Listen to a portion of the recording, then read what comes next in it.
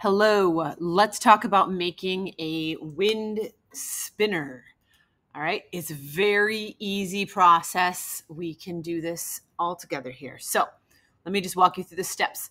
So the first thing you need to do is sketch, figure out what your inner shape is going to be, whether it's going to be something complex like this one. This one's probably on the complex side for how simple or how complex you want it to be. And then you could keep it as simple as something like maybe just a heart or something like that. So first you're going to figure out what that piece is going to look like. So in this one, you can see over here, there is just that one piece, and you're going to need to make it into a simple path line drawing. One path, like if I was to go like this, one path going around the entire outside. That's it. All right. Then your next step is to figure out what this concentric shapes are going to be that are going to go around it. So you can see if I click here on, in this case, my shape is that of like a house. And so you're going to basically make that one shape, and you need to make it so that the inner subject or icon touches somewhere on that first shape round, because what you're going to do is, if you can see over here, is in the end you're going to merge it so it becomes all one solid piece. If you didn't connect this first part, it would just fall right out. So the laser cutter would cut it out and it would just fall right out. So you got to make sure it's connected somewhere. It could be connected one place, or top, bottom, side, whatever, it's fine, but it has to be connected somewhere, and only to this first path. So you can see here that this is a path. It's got one line going throughout the whole thing. I have not expanded it yet. That's going to be our next step. So in this case here, you can see if I was to, I'm going to take my pen tool here. Actually, you know what? I'm going to use a different shape this time just to try a different thing. So I'm going to use a polygon shape, and I'm just going to pull a shape that I think will fit as closely as I can to my icon with as little negative space as possible around it, but I still need it to touch somewhere. So that kind of works. But see, it touches the bottom of the heart there. So I'm going to need to tweak this just a little bit more. I'm going to turn it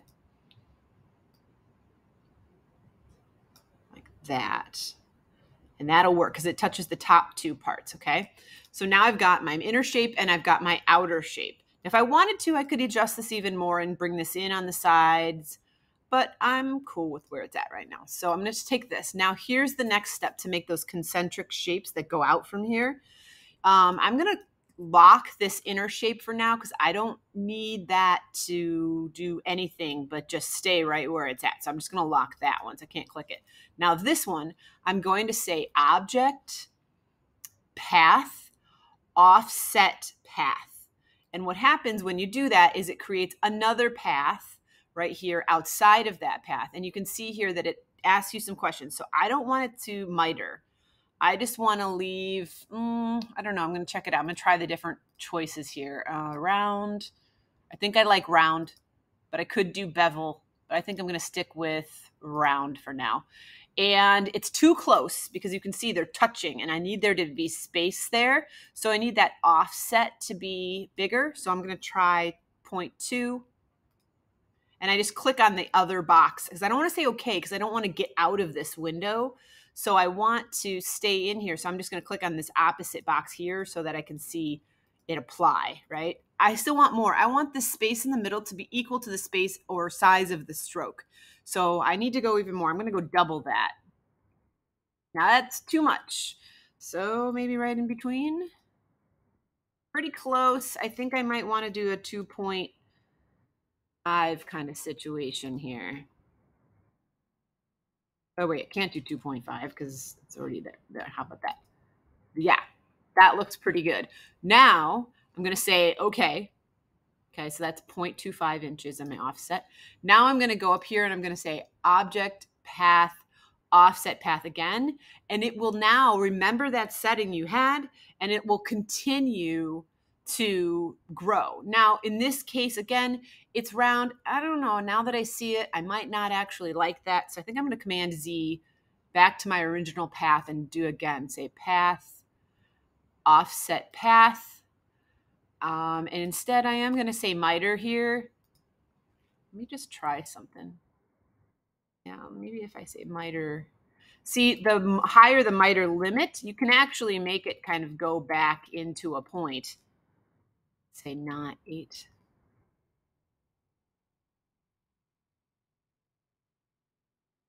I think I like that one. That's pretty cool. Okay, I'm going to say okay. And then object, path, offset path again.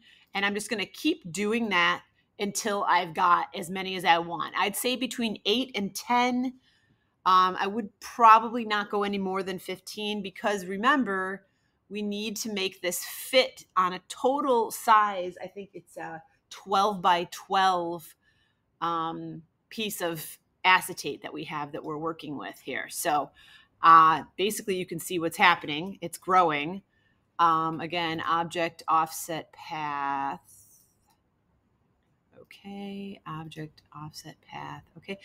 Now, is there a faster way to do this? There is. You can use the blend tool, but I found that what happens when you use the blend tool to blend to a smaller shape to a bigger shape and set the amount of times it repeats, it ends up getting too close in certain areas. Whereas if you stick with this offset path, it keeps it very even going all the way out. I'm going to do one more, object, path, offset path, and say, okay. So now I like the way this works. It looks pretty cool. I know that my paths are thick enough that they're not going to break in the laser cutter, and my spacing is big enough to where it's not going to overlap anywhere. And it's even. That's key there too. And this is touching. Okay, I'm going to unlock that now. Now the other thing I need to do is I need to connect these, because right now if the laser cutter was to cut this out, they'd all fall apart because they're not connected in any way. So I actually am going to lock this one more time and just turn it off for a quick second. And I'm just going to take my pen tool and I'm just going to start at the top here and go down to the bottom and try to keep it as straight as possible through that middle line. I'm going to actually stop right there and just push escape. And I'm going to use my white arrow to center this perfectly here. I'm actually going to bring that, I'm going to leave it in here. Okay. And that as well needs to be thicker. It's not thick enough, so I need to up that stroke. This thing is not perfectly straight up and down, which bothers me, but I'm going to keep going. I'm going to pretend like that's not happening. And I'm going to make that, try to make it the same thickness as your other strokes. So my other strokes are about 11. So I want this inner one to also be 11, and that's great.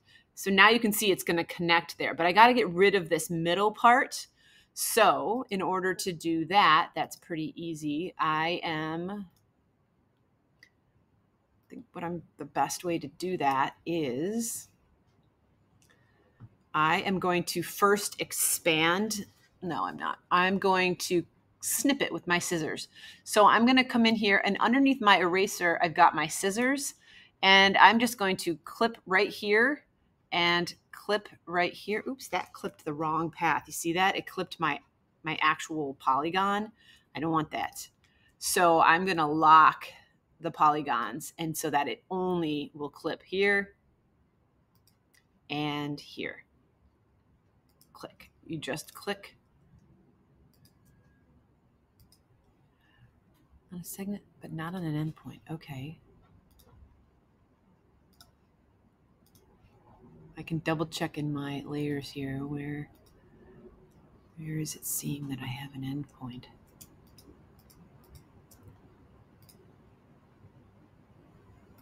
There we go. Just click that. And now I'm just going to click the middle part and just push delete. And then I'm just going to take this anchor and I'm zooming in here. And I'm going to move this anchor in so that I don't go over that edge. And I'm just going to check my top one as well, make sure that point is still there. Okay, so now I've got all that. Looks beautiful. I'm going to turn back on my heart, unlock everything.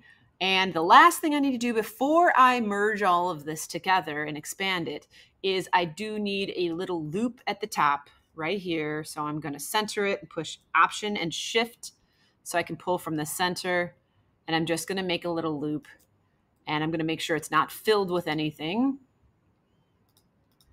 And I'm going to make sure that it's centered, which I need to move it over a little. And also, I think that hole's just a little too small. So I'm actually going to make this stroke just a smidge smaller than the others. And I want to make sure that the circle is solid. See how like you can see a tiny bit of this polygon showing through it? So I want to bump it up. I'm just going to use my keys on my keyboard just to bump it up just a little bit so it's perfect circle on the inside. All right, there I go. Now, next step. I've got it all built pretty easy, right? Now I'm just going to grab everything, and you can see that these are all still paths, right? You're going to use what's called the Pathfinder. I think this is the easiest way to do it. If you don't have Pathfinder open, you just go to Window Pathfinder and open it up. And if you don't see the options, just say, make sure it says Show Options over here. And you can use Unite or Merge. I'm going to try Unite first here and just try it. That did not work. So I'm going to try Merge. And that did not work either.